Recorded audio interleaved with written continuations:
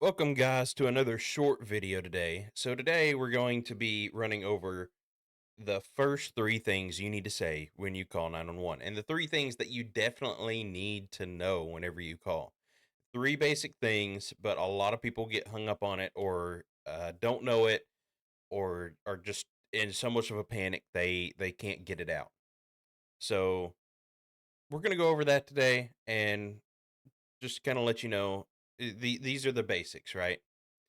So these are things that can stop wasting the seconds and minutes that a lot of times matter in emergencies.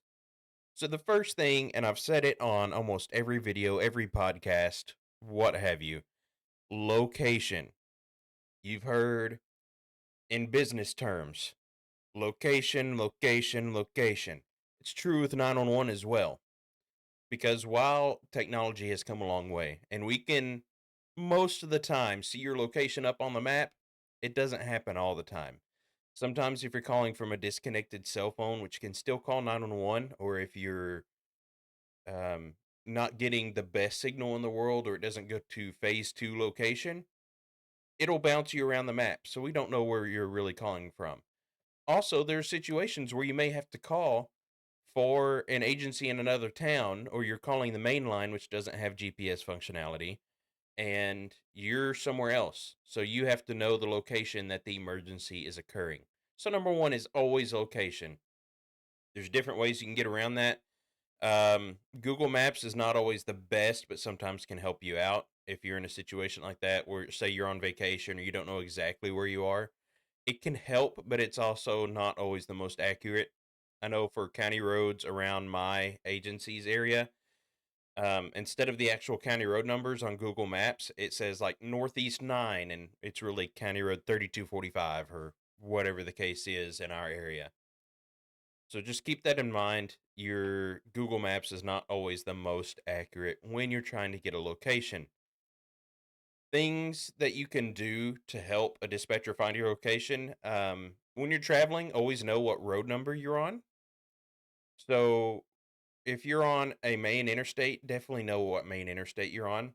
Pay attention to mile markers as you pass them, or as you're calling, be looking on the side of the road for the mile marker to know what mile marker you're at. Those things help out immensely whenever a dispatcher is trying to figure out what units to send and where to send them to. Um, it, I mean, if we don't know your location, we can't reliably get to you. So, location is always the most important. Things you can do at home, say your children have to call 911. I'm thinking about putting or making a template for a Word document. So if I've already made that, it'll be in the description of the video here to where you can list out your address and descriptors of your house and things that maybe your children need to know if they ever need to call 911, or just as a short reminder of things that you need when you call 911. A good source is also mail at the location. So let's say you're at a friend's house and you need to call 911, but who knows all of their friends' addresses by heart, right? What you can do is, it may be somewhat of an invasion of privacy, but it's an emergency. We don't care about that right now. So try and find some mail around the house because everybody, when they first get their mail, they have a counter or something they lay it on. None of us. I'm going to take that back. I'm not going to say none of us, but most of us just toss it on a counter or something. We'll get to it later. But what does it always have? It has your address on there, right? Mailboxes, people also don't think to look at that. I know my friend lives on Highway 49, but I don't know their address. Well, look at the mailbox. If they have numbers on it, you know the address now.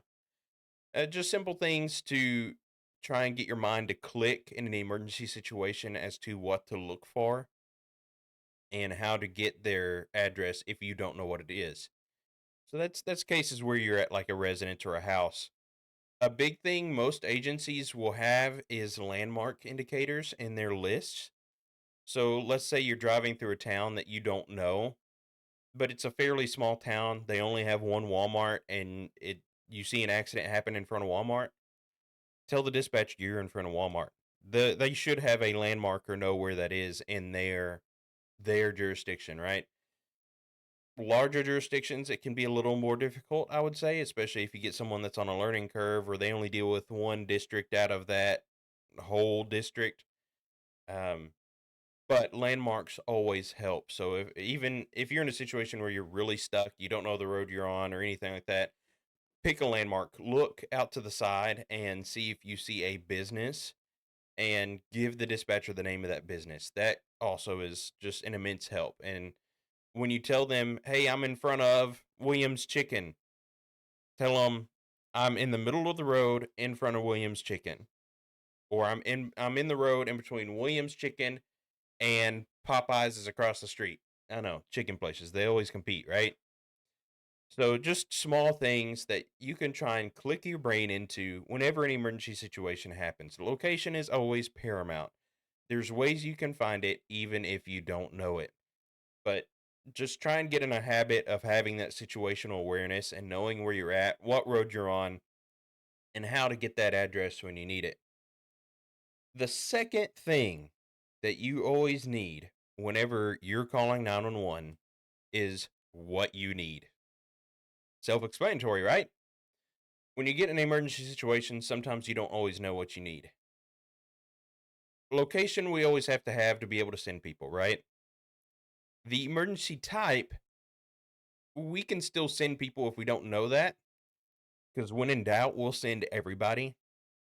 So, I mean, you'll still get help. But it is also much easier if you know the resources that need to be sent out first. And I don't want to say quicker, but let's say it's a medical emergency, and a lot of agencies transfer their calls to a medical emergency place with certified emergency medical dispatchers.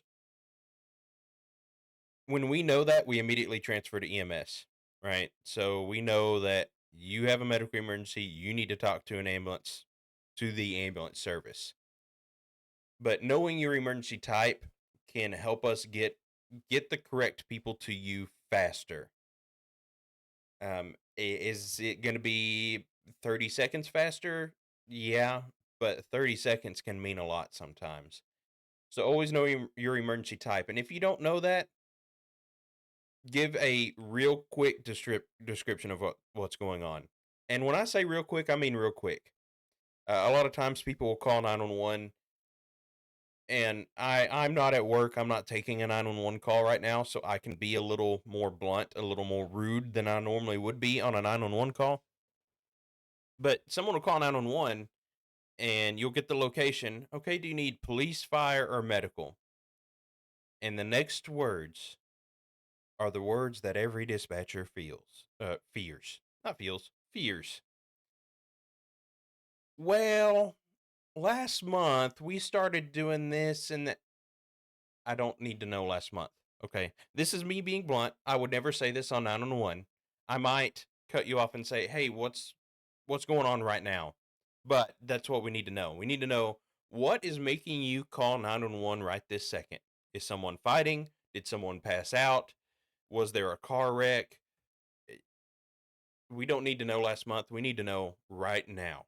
What's going on so we can get you the help that you need as quick as possible. Is that blunt? Is that rude? Yes. But it also helps us get information to units as soon as possible. And a lot of people think that, oh, I just need to give my location. Why are you asking all these questions? We've gone over it before in a podcast, but the reason we ask questions and try and get details is to make the people responding to the location as prepared as possible for that event. So let's say it's a medical call. If the paramedics on the ambulance know that it is a cardiac emergency, they know exactly when they get on scene, they know what bags they need to grab, what equipment they need to grab. And if we get a description of where they're at in the house and all of that, they know exactly where to go. Or the dispatcher may ask you, "Hey, have someone meet the ambulance crew at the door so you can lead them back." And the ambulance crew will get off the ambulance, they'll get the cot, they'll get the cardiac bag, they'll get the heart monitor, and follow you straight to where the patient is. Things like that save seconds. And it's a cliche, yes, but seconds really do matter in emergency situations, as well as equipment. If we don't know what we're walking into and we just grab a couple of things and we walk in, and then we find out it's a cardiac emergency and run back and get the cardiac bag. Now, keep in mind, most ambulance services, if they don't know the nature, they'll grab a little bit of everything. But if it turns out to be something specific that you don't have or that the crew doesn't have, you're going to have to run back to the truck and get that equipment. Sometimes that's costing seconds that you may not have, right? So, accurate descriptions, accurate details of what's going on is gonna save seconds. Just like with officers, a lot of people don't want to give details on officer related calls because they feel like they may get in trouble, or they've had bad experiences with officers, or they don't like officers, which is a fair statement, right? Every agency in the United States, every agency in the world is different. You're going to get a different person every city, every county, every whatever you go to. You're going to have different officers that you have to deal with. Some of them are probably not the best. I can admit that. Most officers can admit that look, there's some really bad officers in the world, right? But when we're trying to gather descriptions, again, this is not me taking a 911 call, so I can be blunt on this platform. I can't be blunt on a 911 call. But when we get details on a police call, the officers need to know what they're walking into, because they need to know if they need to be prepared to shoot. They need to know if they need to be prepared to tase or pepper spray someone, or they need to know if they need to be prepared, like, oh, I can just walk in and talk to whoever I need to talk to, right? Instead of being keyed up and worried about safety of themselves and others, they can walk in and be prepared to talk, have that verbal discussion with them as to what's going on and what needs to happen, and guide them towards the right direction. It's just one of those things that with first responders, fire, police, EMS, I'm not sure if you guys have heard the expression before: prepare for the worst, hope for the best. And that's a lot of times what they have to do, especially if they don't have information. You want to prepare for the worst possible scenario. If you don't have any information, that officer is going to be ready for the person that's shooting up the whole place, and they're walking into absolute chaos. They need to be prepared for that and hope that it's just a situation where they can walk in and talk to people. Right. So it's just one of those things: prepare for the worst, hope for the best, which is a good life expression for all of us, right? We need to prepare for the worst thing that could happen in an emergency, but hope that it turns out the best that it can. So that's just something to think about when you're getting questions from dispatchers. That's what we're looking for, and that's why we're asking those questions. Number three. Number three is probably actually going to be switched around to number two for most agencies, because it's a really quick thing that we can either get or confirm. I just had it listed number three here. Don't know why, but it's a quick and easy thing.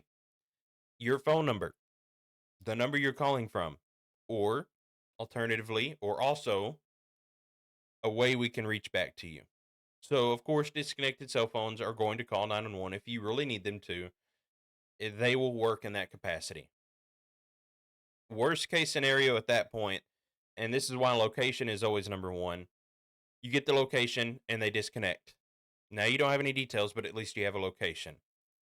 So, when the call disconnects, we will attempt to call back, unless it's a disconnected cell phone, because we can't call those back, just to keep in mind.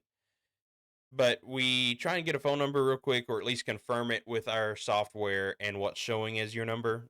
A lot of times if I'm trying to move quick, I'll ask, "Hey, are you calling from that particular area code?" Okay, and the last four is this. Awesome. Just to confirm, there's a way for me to call you back, a reliable way for me to call you back if we need to. If you get into a bad signal area, the call drops, our 911 goes down. Again, prepare for the worst, hope for the best. So that's just preparing for the worst and getting that phone number in case the call gets disconnected. So those three things right there can absolutely save someone in an emergency. So those are the three things you absolutely need to know, with location always being the paramount of those. If you have any questions as to different ways you can find your location, just reach out, let me know, ask in the comments, I'll try and reply. But that's something that is very important that a lot of people overlook or don't put a thought to until they call 911. Always know your location. And I'd say that's one of the biggest things that hinders emergencies sometimes is people not knowing their location. And that can truthfully save someone's life if you're in an emergency situation.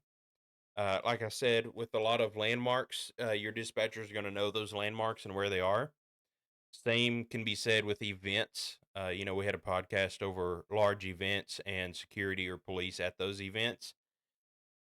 Knowing which event you're at can also sometimes help because the local area will be familiar that they're having that event at that particular location. So if you're at a music festival, know the name of the music festival. Also, knowing landmarks at that festival, let's say it's something large, know that you're at the stage that's called this. I'm at the red stage. This is where this is going down. And hopefully there's some personnel there that can help you with that.